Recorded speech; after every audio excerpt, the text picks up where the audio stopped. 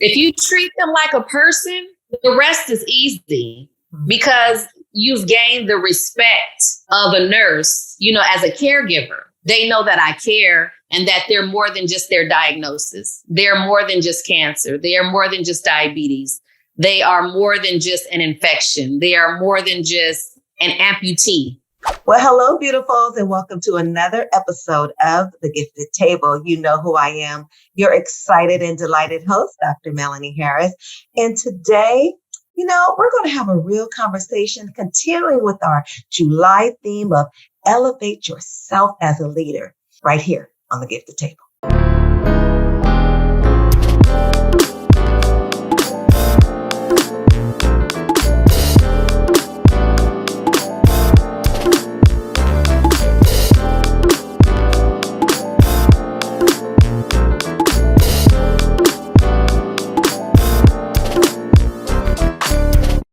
Today, I am so excited to welcome Mrs. Waseme Little to the Gifted Table. Welcome, Queen. Thank you for being here.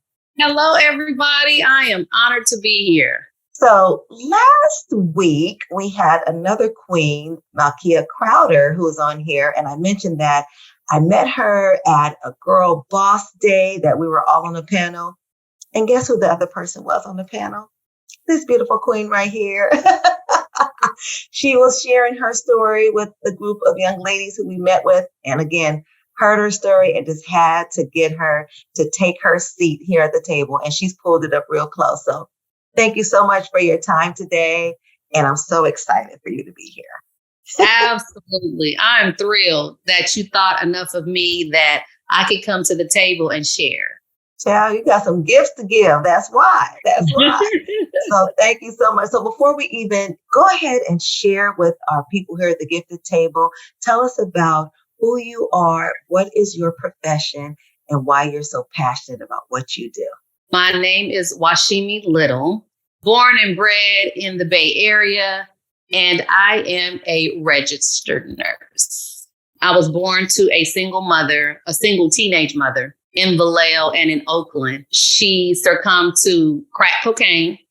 During those times, as a child living with my mom who had a drug addiction, she didn't want to send me to school because she would be, high the next morning and just couldn't get up and, do the duties of a mother, falling into her addiction. So I just wanted to go to school. I just was a little girl and I just wanted to be like anybody else. I wanted to get up. I wanted to have my cereal. I wanted to go to school. I wanted to do well. I wanted other people to like me, and so that, just not having that solid foundation in the beginning is very detrimental. I ended up living with my grandmother because my mother's addiction just really overcame her. Unfortunately, my mother was killed in a car accident, probably a few years later. And, I get but I try to look at the positive part without dwelling on the negative, even though the negative is really what makes us grow.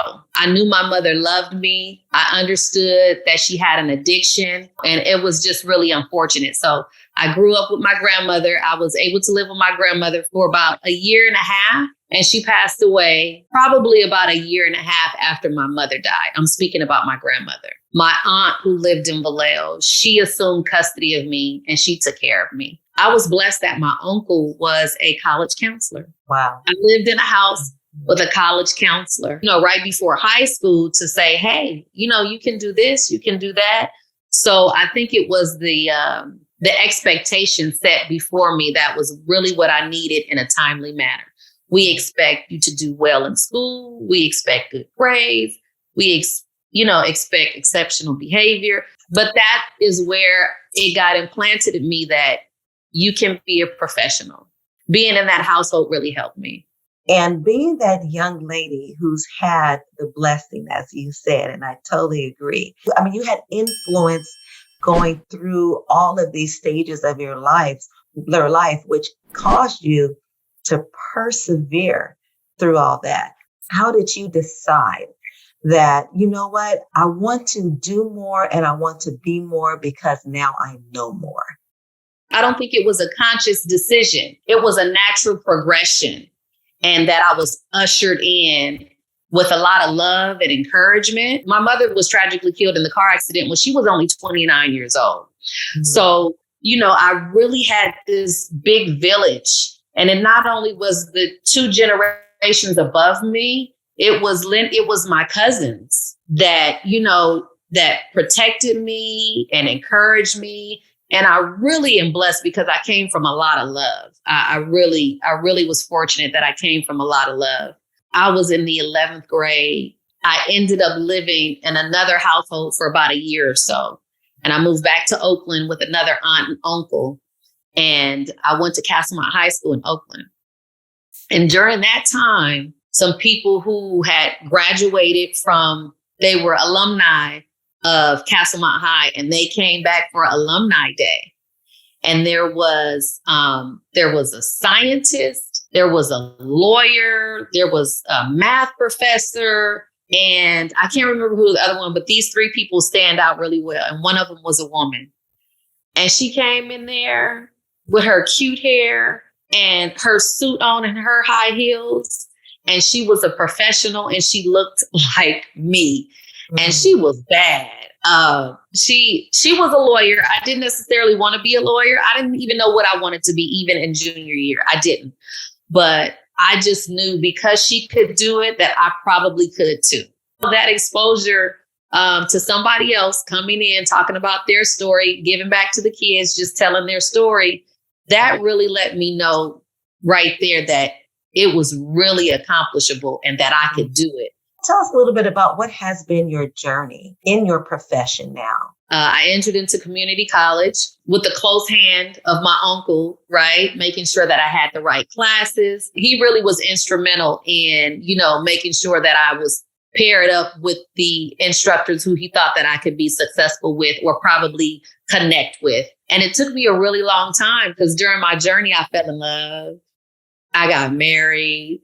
I had 3 children. So there was a lot of time that I didn't go to school, but I just kept going back. And so I finished community college and I have an associate's degree in nursing and in science. And from there, I was eligible to take the state boards. But on that journey in nursing school, at his school, I faced racism. And I was really blind to it. And I was just naive because I was glad to be at school. And I just thought that, people really treated you the way you would treat them. I was just naive. I had one professor who was of color and she was the skills professor. And her and I work together to this day. I was flunked out of school with 24 hours left in the program. 2 Blacks in the program who I found out, they flunked out. The reason why I feel like it was racism and you didn't fit into this box that they wanted to produce. And I say they, meaning the instructors.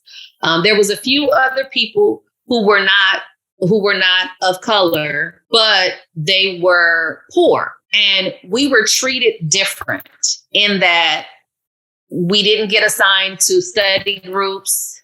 We didn't get information that, our test taking we could have some accommodations. So the information wasn't given across the board.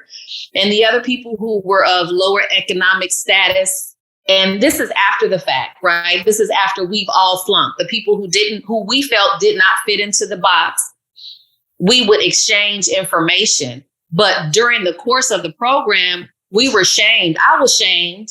I just thought, oh no, this is not what this is. They didn't leave me out of that group or didn't assign me to a study group because I'm Black. It never crossed my mind until I was kicked out, until I was flunked out of the program. And then I went back and I looked at different scenarios or different occurrences where I felt like people who looked the part that they wanted you to look, had better opportunity and exposure to what they needed, the resources that they needed to graduate. We came to it was a clear conclusion like, oh, we didn't fit the bill. Wow. But now you have been a nurse for, What, over 2 decades now? I have, yes. Oh, I like the way that sounds. For over 2 decades. I have. But I've been a nurse for 22 years. I've been a nurse for 22 years. But you said you flunked out. So I did. how did this come to be? So how did I you did. make it and again persevere Persevere. for over 2 decades? I went to another school. That's what I did. I went to another school. I said, the secretary who helped me, she referred me to the state of California. She said, you have too much education. You're almost there. So you have too much education. So I had finished all the curriculum, the education in the classroom, and where they decided to, write me up or get marks against me to be able to flunk me was in the skills. And that's not definite, right? It's subjective and objective. So that's where they got most of us because they couldn't get us on paper because it's either right or wrong. They couldn't really get us in the classroom on paper, but they could get us in the skills because it's, it's almost their opinion. Mm-hmm. And those back then, it wasn't recorded. It was just rather the teacher decided that you really dropped that glove or you didn't. Did you wash your hands or you didn't? Mm-hmm. So I went to Napa. I went to Napa Valley College and I knocked on the door. The secretary said, go knock on their door. She said, go to the state, challenge the board, get your licensed vocational nurse. Now, we have, nurses with master's degrees in administration who are not advising me any of this. So when I flunked and you have your exit exam, it was essentially good luck, you can try again. It wasn't any direction specific like the secretary did for me. She told me, go to the state, challenge the board. You have enough education, apply and follow their directions. She said, go to another school and see if they'll let you in, because you have too much education. You've come too far to turn back now. And she was right. So I challenged the state board. I got my LVN. I was able to work as a licensed vocational nurse. I went back to school, and the school I went to, they didn't know what to do with me because I had too much education to get into their program as an LVN to RN bridge, right? So we have to grasp at things however we can get them. So I had to think outside the box. So I went in there and I said, hey, I'm an LVN. I want to get in your LVN to RN program. I gave them my credentials and they were like, I gave them my transcripts and they were like, well, you really have too much education to go from the LVN to the RN, but we can't just let you do the preceptorship. And that's, when you're finished with all the education where you do the clinical, because in their program, you have to have had at least 12 units in their nursing program to graduate. So they tailor-made a program for me, just for me.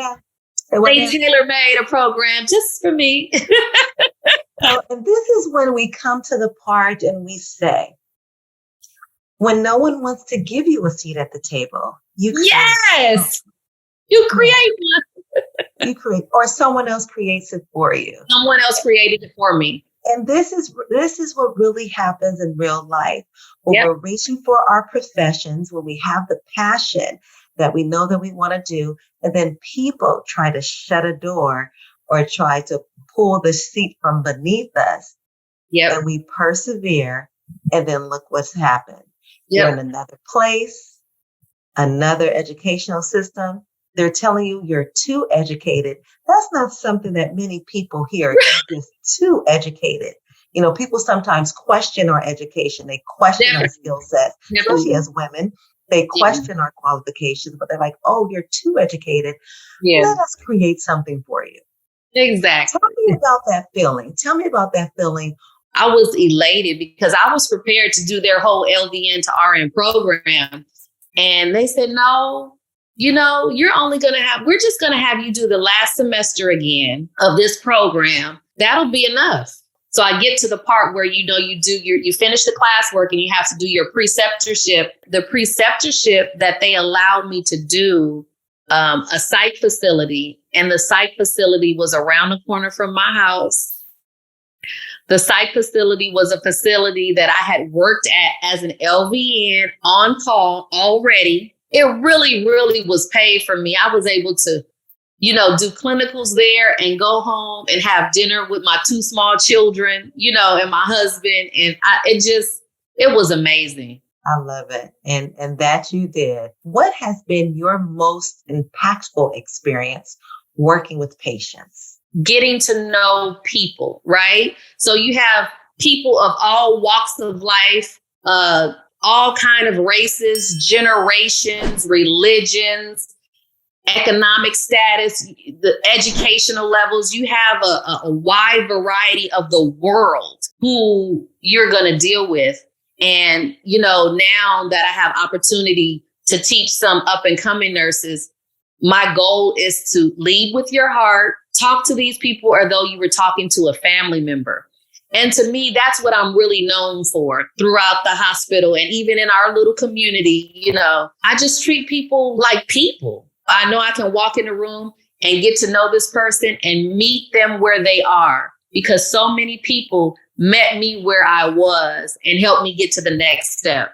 So glad that you said you meet the person where they are, because oftentimes, people are just treated like a patient or just another medical record number. Yeah. And not treated like a person. Yeah. You have to, if you treat them like a person, the rest is easy, because you've gained the respect of a nurse, as a caregiver. They know that I care and that they're more than just their diagnosis. They're more than just cancer. They are more than just diabetes. They are more than just an infection. They are more than just an amputee. How have you been received as an African-American nurse in your community? Early in my career, I was the nursing assistant, or I was the janitor when I walked in the room. Even despite that, what does that look like? Oh, yeah, it looks like, can you please go get the nurse? It looks like, can you clean that table for me over there? One encounter that stands out, just really stands out, was an elderly lady. She was a white woman. And she let me know that she used to be a volunteer at the hospital many, many years ago. And I said, oh, that's fabulous. I introduced myself as the nurse. I did assessments on her. I did treatments on her. I gave her medication. I did all of these nursing things. And she kept saying throughout the day, this place sure has changed. This place sure has changed. And she said it over and over. But you know me, I'm still a little naive. Mm-hmm. And finally she says, excuse me, dear, can you please tell me, where are all the white nurses? And I said, there's still white nurses that work here. Would you prefer that a white nurse took care of you today? And she said, you're the nurse? Oh. I've taken care of her all day. And when I say all day, I mean, like, this is probably 2:00 that she finally got the nerve to ask me where are the white nurses. I want my patients to know that I hear them and that my goal is to try to get them what they need. I just kind of address it head on, and sometimes I will confront some of my patients who I have a little bit of difficulty connecting with, or they have some resistance to what I'm encouraging them to do or not do. I'll just ask them. I said, sometimes we don't like getting care or receiving information from people who don't look like us. Are you having that difficulty? Mm. And sometimes they say yes, but most of the time they don't. Most of the time they won't admit that that's their issue. And there's a lot of times that I can still identify it. And so I'll go get my doctor, who is often not a physician of color. And, and we'll have an interaction. Sometimes we even do role play. I say, listen, I need you to help me get this patient to trust me. And so we'll go in the room and I'll say, there's things that I've discussed with this doctor outside of the room that I want him to do for this patient. And so we'll go into the room and have that interaction so that they can see that I have influence and I care about them. And so that's kind of how I deal with it now. So seeing that, you're not the only woman of color, you're not the only woman nurse, of course, that's working currently in your organization. What would you say are some ways that we can elevate the roles of women of color, Black nurses in our local communities? Showing up like I'm doing now. letting them know that we're out here, we exist, and seeing where the support is needed. All management, almost all management in my facility now are people who are not of color. We have to put ourselves in those positions to be on the panel, to be part of the committees, so that we can support those who are coming along, behind us, and make sure that we're represented, that, we have a voice, and encourage us. The more that we see people that we look like, the more comfortable we are to step into the room, the more comfortable we are to know that we can have, that we can be heard and that we can be seen. I wholeheartedly agree. And I think just as women, we need to make sure we are always taking a seat at these different tables, be it on boards, like you said, be it on committees, being on just organizing an event within an organization. Yes. As women, just getting ourselves out there, especially when we're in professions that are either male dominated or led by men. I think if I lined up the management at our facility, I think the women outweigh the men. That is awesome. Everyone cannot say that within their organization. Mm-hmm. And if it's not equal, I'm sure that the women outnumber the men. Well, let's talk about equity. And especially in your profession, where are leaders making gains, meaning, as women, where are they making gains and where are they falling short? They're making gains in management, right? They're being seen in administration. This is no real hard evidence. I still believe that women are being underpaid. Mm-hmm. I still believe that women are being underpaid for our talents. Yeah, I think that argument can be made across professions. But when you're sitting in your organization and seeing people doing the same work, sometimes going above and beyond, for their patients or for their families that they're working with, and yet, that dollar amount is just not on the scale of equality. And it definitely trickles into healthcare because, especially here in California, I can just only speak to that. People don't get the same treatment because of their insurance. People don't have the same access to health coverage. That it's not linear. It's a hierarchy of health coverage, and it directly affects, the profession that you're in, the income that you make. And so, for us to get in those schools and encourage the children that are in our areas to be professionals, and unfortunately, they probably have a higher probability of living longer because of the health care that's afforded to them through their professions that they acquire, right? So looking at you, what are some future goals that you are currently working on personally or professionally? Where's your next level, Nurse Little? So professionally, I've got to teach, but you got to have the alphabet behind your name in order to teach. I am currently enrolled at Samuel Merritt University. Yay! To go back to school to get my bachelor's degree. And the ultimate goal is master's. I may not need master's. She gonna play with it a little bit to see how far I can get with that bachelor's and these decades of experience. The decades of experience might actually help me not have to grab that master's.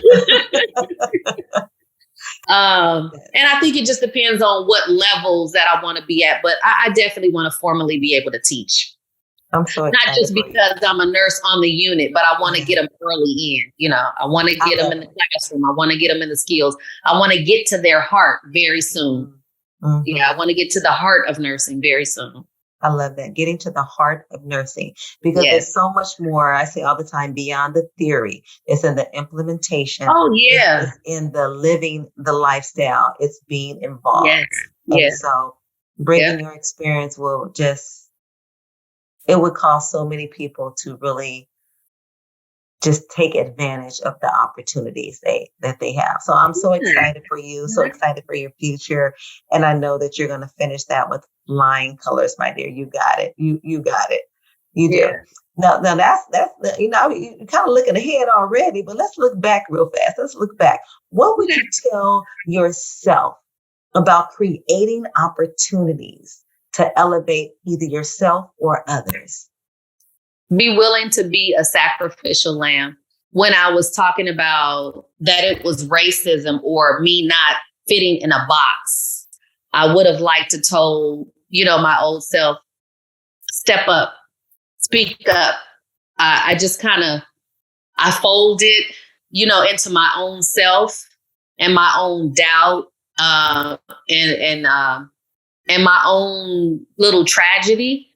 And I probably should have taken that to the board and made some noise about that problem so that the other students behind me didn't have to suffer. Looking ahead, what is it that you want and what is it that you need? I want to continue to make a difference in healthcare. And the way that I want to do that is to, instill my beliefs and my love of nursing into other nurses that are going to come.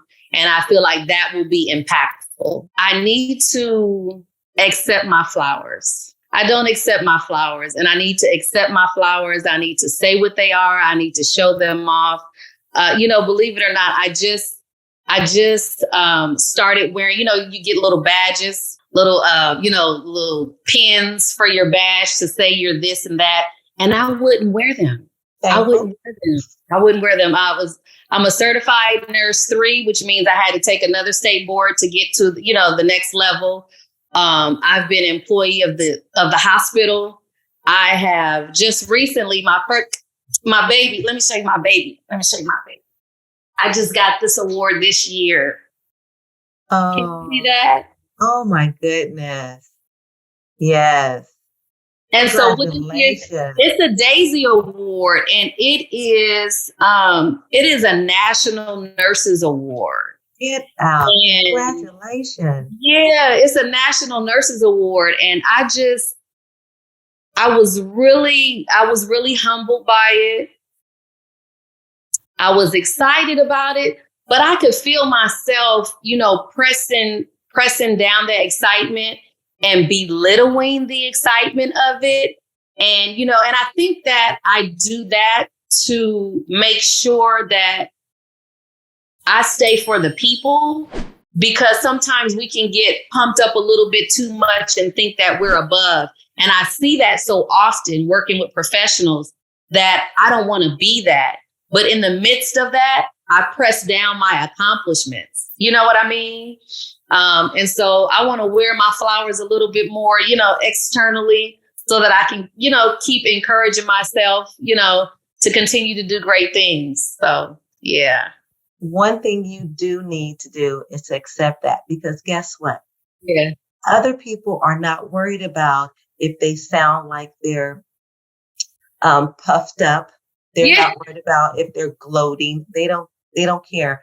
But oftentimes women will, like you say, will kind of submerge themselves for the sake of saying, oh, thank you so much. But think about it.